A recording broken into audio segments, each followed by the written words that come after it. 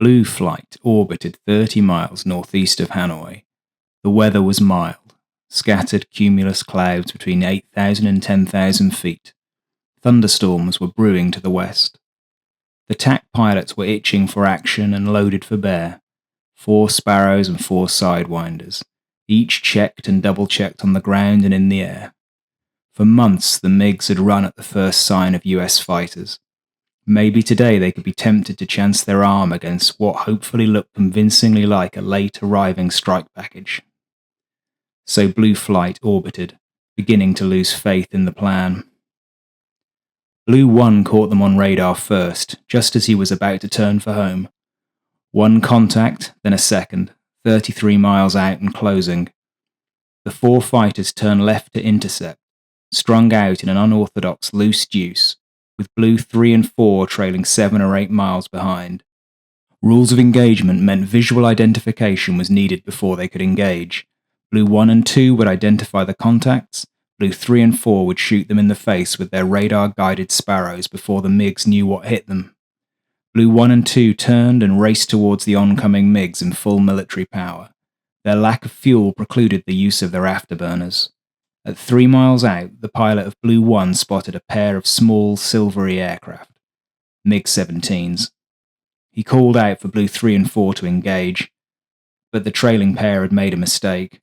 They were much closer than 7 or 8 miles, more like 2 or 3. There wasn't time to get a radar lock, and they couldn't shoot through the leading pair of Phantoms. The MiGs shot past both pairs of Phantoms and, turning on a dime, moved in behind Blue 3 and 4. In a matter of 30 seconds, the tables had been spectacularly turned. The F-4 crews were in exactly the position they didn't want to be in, a subsonic fight with MiG-17s on their tails. For the first 15 years of the jet age, the US Navy played second fiddle to the Air Force. US carriers were designed to host a horde of durable, reliable piston-engined aircraft. By the end of the war, these 18-cylinder brutes were probably the best propeller-driven fighters in the US inventory, and, indeed, the Corsair and Bearcat would serve for another decade with great distinction.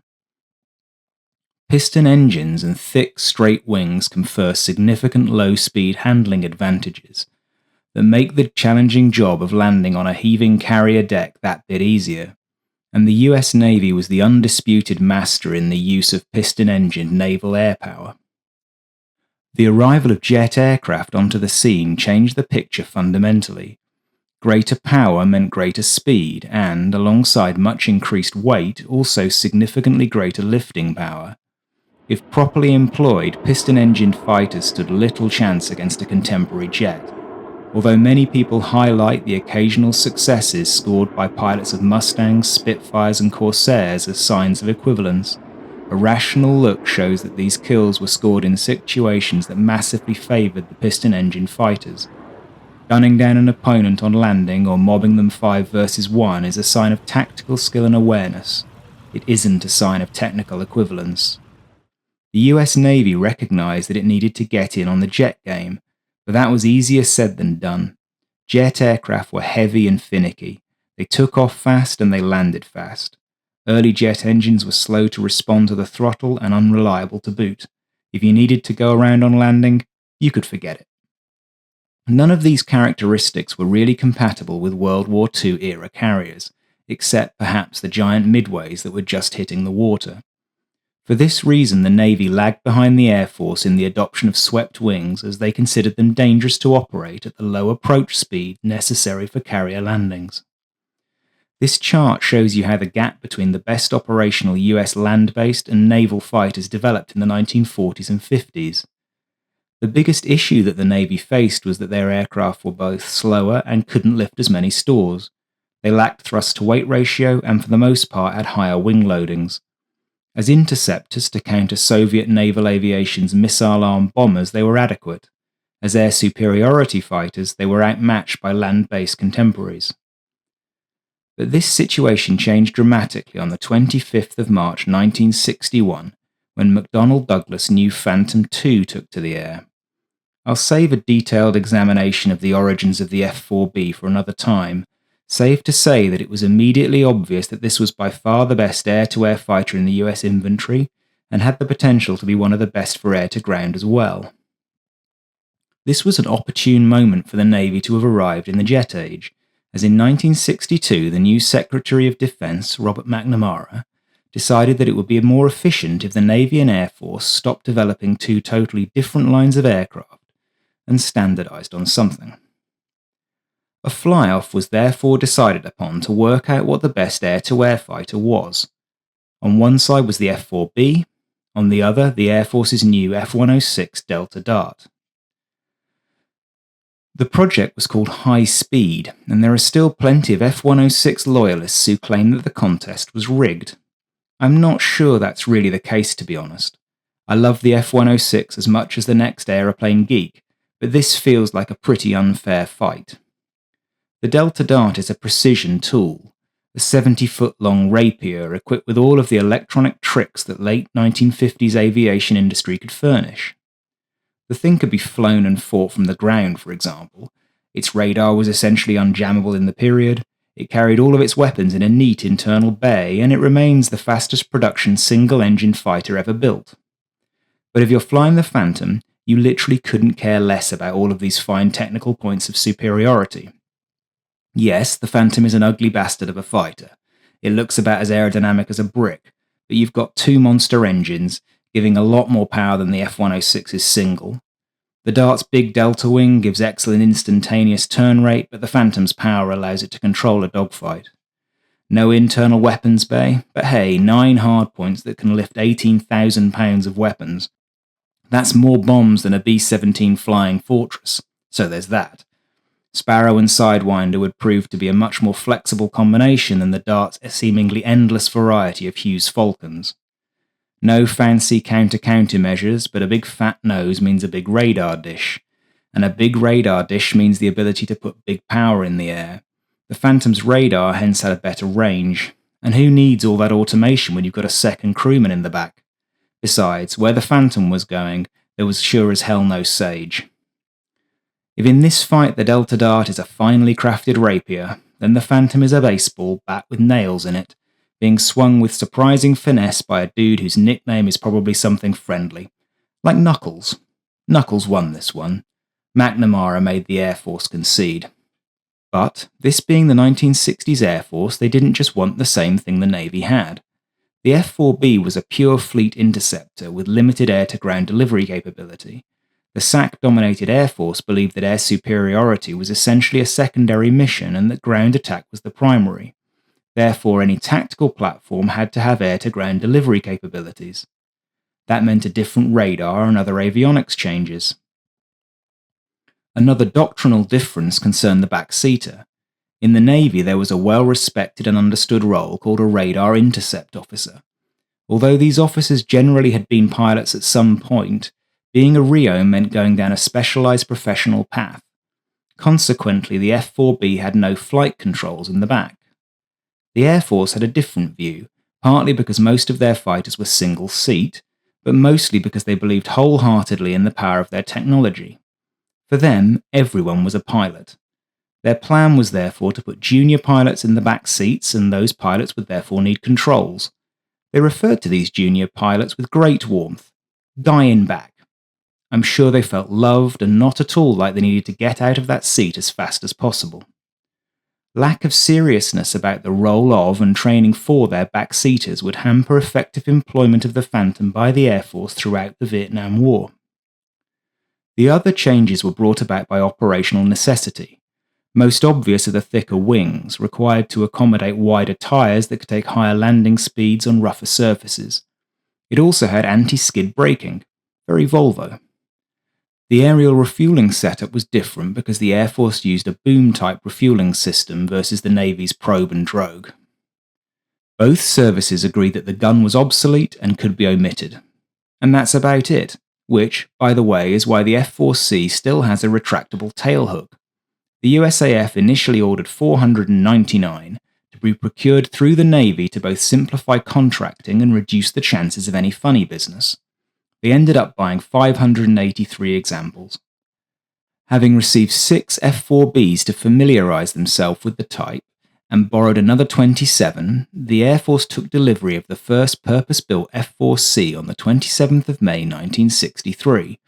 It casually exceeded Mach 2 on its first flight, just to exert a bit of dominance. The F-4C was, after all, superior to the preceding Hun in every aspect, rendering it obsolete in the air-to-air role overnight.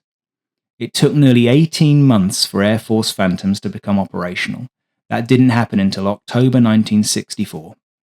Each F-4C cost $1.9 million at the time. That's $19 million in 2023. The F-100D that it replaced cost $697,000 in 1956, or $7.8 million today. The F-106A cost a staggering $4.7 million in 1959, $49 million today, which is approaching what an actual tactical fighter costs in this day and age.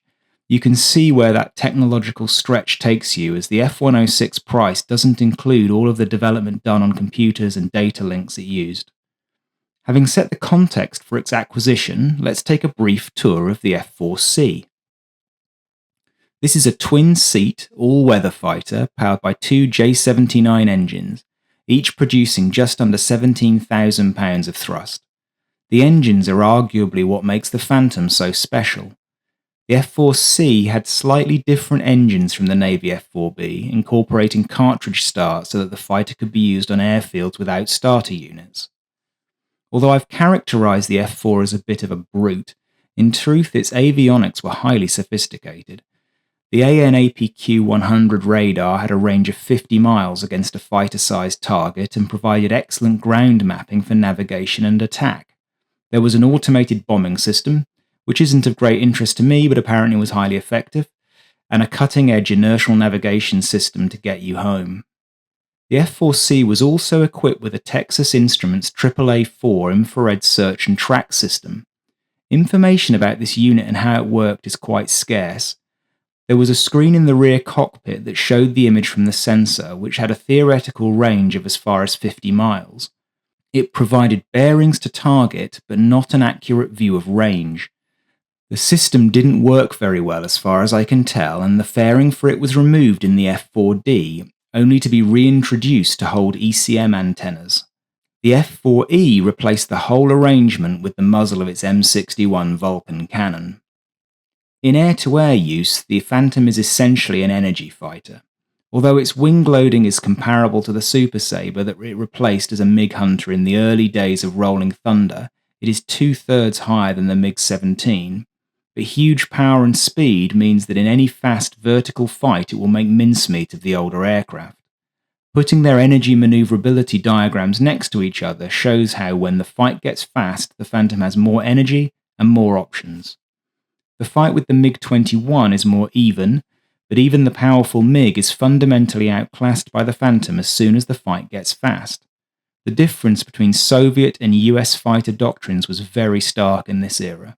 US fighters were heavy, brutally powerful, multi-role tech fests bristling with weapons. Soviet fighters were much cruder and singular in purpose. Soviet designers never did really manage to build a truly competent multi-role aircraft. The Phantom was arguably the first in a US line that continues to this day.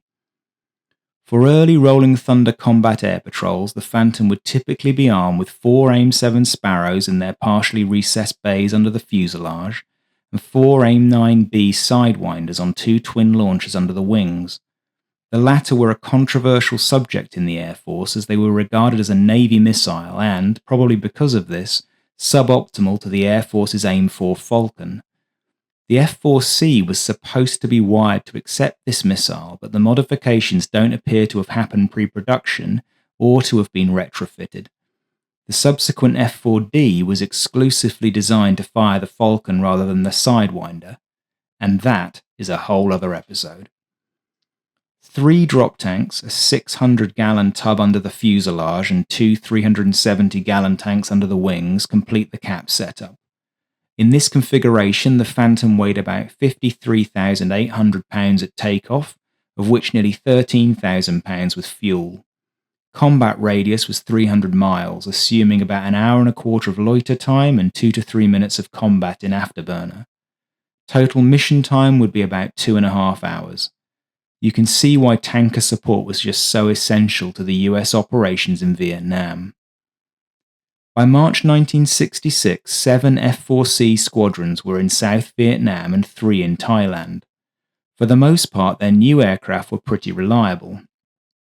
85 aircraft, about 15% of the fleet, suffered cracked ribs in the outer panels of their wings, and spare parts were generally quite hard to come by in the early part of the war. There were also endless glitches with the radar, and in particular with the complex and cutting-edge Sparrow missile. The average F-4C would only have 2 of the recessed bays for the missiles functioning at any one time, but this problem was not really appreciated until much later. During 1965 and 1966, the Air Force lost 54 F-4Cs in combat. 3 were lost to MiG-17s, which is where we left off. Blue 3 and 4 saw the MiGs' noses light up as they fired their heavy cannons. The Phantoms lit their afterburners and broke, accelerating and gaining enough separation that the MiG pilots ceased firing.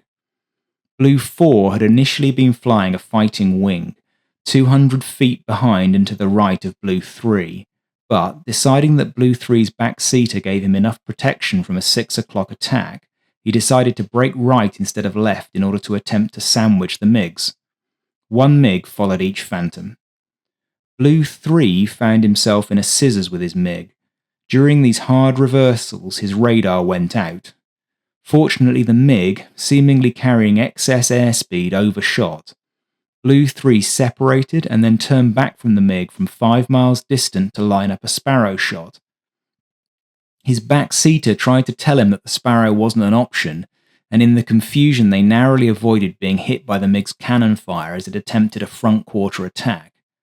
Blue 3 executed a high G barrel roll, and the 2 fighters wound up in a descending spiral, which ended when the MiG pilot attempted to raise his nose to cut the Phantom off with a high deflection shot, stalling his aircraft in the process.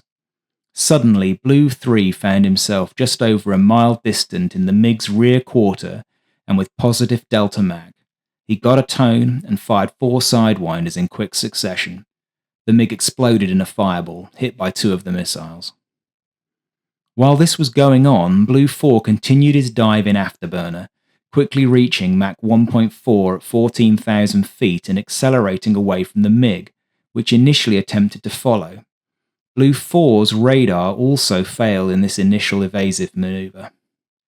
Blue 4 then executed a 4G pull-up in what he later described as a sort of Immelmann, zooming back to 33,000 feet and rolling inverted to track the MiG.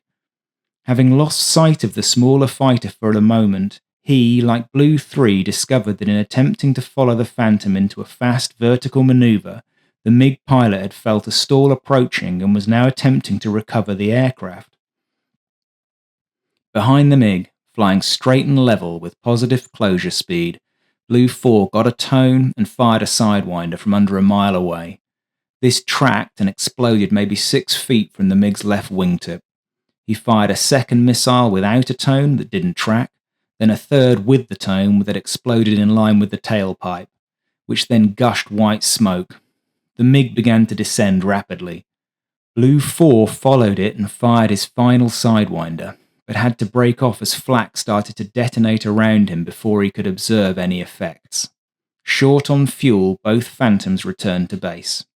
Later, these 2 kills were confirmed, and they tally with the Vietnamese records that became available long after the war. They were the first kills for the F-4C in Vietnam. In case you're wondering, Blue 1 and 2 lost track of the other element as the combat was initiated and had already returned to base while this was going on. There are some interesting points of note with this engagement that I think help to understand the F-4C as an air-to-air fighter. First, you'll note that both of the Phantom's radars failed during the engagement, rendering the AIM-7 Sparrows useless. This nearly causes Blue 3 to be shot down as there is a miscommunication between pilot and backseater about the readiness of the system. In the after-action notes captured in Red Baron 1, the backseater told the pilot to go heat at the same time the pilot was ordering him to go boresight to set up the Sparrow shot. The unreliability of the mechanical radar system in the Phantom itself and the Sparrow missile under hard maneuvering was a feature of the first 2 years of Rolling Thunder. Second, both pilots fired 4 Sidewinders to dispatch 1 MiG each. That might seem a bit like overkill until you realise that the probability of kill for a single Sidewinder in Rolling Thunder was 15%. And the Sidewinder was actually the best US missile in Vietnam from a hit ratio perspective. Part of the reason for this poor performance is evident in this action. At least 3, probably 4 of the 8 missiles fired were without a tone, giving them essentially zero chance of hitting the target. Of the 4 that were definitely fired with a tone, all at least caused some damage to their target. There's a general view that missiles were universally to blame for USAF dogfight failures in Vietnam. Here we see an early war crew, before the 100 mission roll had gutted tax pilot ranks, firing against non-maneuvering MiGs from straight and level with positive delta Mach, and still botching half the shots by firing without tone. I'll link a video about how to employ the AIM-9B in the show notes, and you'll see that I'm no missile apologist, but you can also see how facts can quickly be twisted in one direction or another here. When pilots were able to craft the right firing conditions, their Sidewinders were ruthlessly effective. For completeness, I should mention that in the after-action interviews, the pilot of Blue 3 stated he thought a gun would get pilots in trouble against the MiG-17, so they shouldn't fit one. Blue 3, as a reminder, was the one who wanted to fire Sparrows in the closing engagement with the MiG-17. Blue 4 wanted a gun. Similar engagement, different conclusions. A clue to the real issue for US aviators can be found in the deeper pages of the Red Baron report. 3 of the 4 crews in Blue flight had around 2,500 hours of flight time per crew member. These were experienced crews. Blue 2 was the exception, with only 1,000 hours for the pilot and 700 for the backseater. But as you can see, there are some major red flags from an air-to-air experience perspective. The overall flight leader only checked out in the Phantom when he arrived in the theatre. His experience with this complex aircraft was limited. Of the 2 crews that ultimately engaged the MiGs, only 1 of the 4 had ever fired a Sidewinder in training. We could, however, be generous and say that Blue 4's pilot had fired a Sidewinder but not a Sparrow. No one had fired one of those. They're expensive, I suppose. No one had any significant air combat manoeuvring experience except for Blue 4's backseater, who helpfully had experience in launching Genies. For those of you who are unfamiliar, the Genie is a large, unguided, air-to-air rocket that carries a nuclear warhead. This is almost the exact scenario that Feather Duster warned against, and yet, in the end, the experience and instincts of the US aviators and the power of the Phantom pulled through. The eagle-eyed amongst you will have also noticed that the US pilots ignored fighter weapons school guidance and flew loose deuce before the merge, and then fought a single aircraft thereafter. I can't help but think that sticking to welded wing would have led to one of the US crews being shot down in this instance. Others would not always be so skillful or so lucky. I hope you've enjoyed this deep dive into the first USAF Phantoms. It might seem a bit crazy just to focus on the least well-known or well-liked version of this aircraft, but in examining the historical dogfights of Rolling Thunder, I feel it's all too easy to assume the capabilities and performance of the F-4D or E Phantoms in these early engagements. The F-4C was a wonderful, even a legendary fighter, but it had its gripes and teething problems that made it a frustrating weapon of war as well as a powerful one. By 1973, literally half of the fleet, 292 out of 583 aircraft, had either been lost in combat or in accidents. Less than 10 years after its introduction had changed the face of air combat, the F-4C began to be retired into the Air National Guard and into secondary postings, like intercepting bears out of Keflavik, Iceland. That's the sign of a real fighter's fighter in my book. Thanks for watching.